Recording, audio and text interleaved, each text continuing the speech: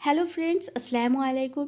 মনিরা চ্যানেলে আপনাদের সবাইকে ওয়েলকাম। আশা করি আপনারা সবাই ভালো আছেন। আল্লাহর রহমতে আমিও ভালো আছি। তো চলুন দেখে নেওয়া যাক আজকের ভিডিও। বন্ধুরা, জানি না আপনাদের আমার ভিডিওগুলো কেমন লাগছে। যদি ভালো লেগে থাকে তো একটা লাইক দিয়ে যাবেন। দেখুন, এখানে আমি পরিমাণ মতো গুড় নিয়ে নিয়েছি। আর এখানে আমি 400 গ্রাম গুড় নিয়েছিলাম। তারপরে ওর মধ্যে 1 চামচ চিনি দিয়ে দিলাম। তারপরে এখানে আমি দেখুন একটা লেবু এভাবে কেটে নিয়েছি, লেবুর রসটা দিয়ে দেব। আর এখানে আমি কিছুটা পুদিনা পাতা নিয়ে নিয়েছি। তো পুদিনা পাতাটাও এর মধ্যে দিয়ে দেব। পুদিনা পাতাটা দেওয়ার পরে আমি এটাকে একটা মিক্সিং জারের মধ্যে ঢেলে দিচ্ছি। মিক্সিং জারের মধ্যে নিয়ে নেওয়ার পরে ওই বাটিরই আমি এখানে 2 থেকে আড়াই বাটি পানি দিয়েছি।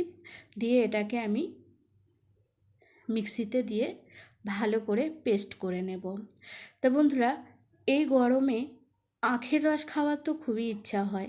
তো আখের রস তো আর সবসময় পাওয়া যায় না। ঘরে ভিতরে বসে আখের রস কী করে পাওয়া যায়? যতদিন না আমরা বাজারে না যাই ততদিন আখের রস খেতে পারি না।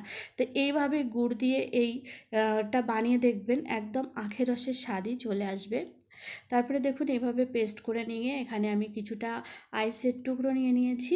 আর এইভাবে 2টো গ্লাসের মধ্যে আইস দিয়ে দিলাম। দিয়ে দেওয়ার পরে এটাকে আমি এইভাবে গ্লাসের মধ্যে ঢেলে দিচ্ছি। তো এখানে দেখুন আমি 2টো লেবু দিয়ে এইভাবে পরিবেশন করে দিয়েছি। আর উপর থেকে আমি একটু বিট নুন ছিটিয়ে দেব। এই নুনটা আপনারা যখন এটাকে পেস্ট করবেন তখনও দিতে পারেন। আমি একটু উপর থেকে বিট নুন ছিটিয়ে দিয়েছি। এইভাবে পরিবেশন করে দিলাম।